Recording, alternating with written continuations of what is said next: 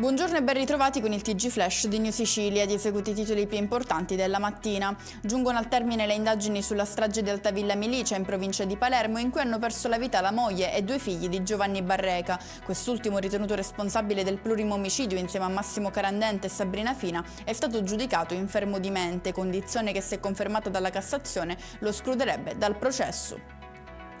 Decide di farla finita dopo mesi di estorsioni da parte della figlia sedicenne e del fidanzato di 17 anni. È successo a Palermo, dove è stato trovato impiccato un uomo di 48 anni. Due giovani, autori di ricatti e minacce verso il genitore, sono stati arrestati.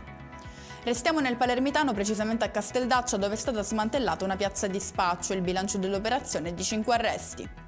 Parliamo ancora di operazione antidroga, con l'arresto di un uomo che trasportava stupefacenti per le strade del capoluogo siciliano, trovati nell'auto di cui era alla guida ben 80 kg di hashish.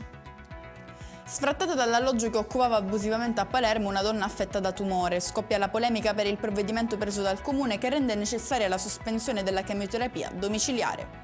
E con questo è tutto, prossimo appuntamento più tardi alle 19:30, grazie per averci seguito, buon proseguimento di giornata.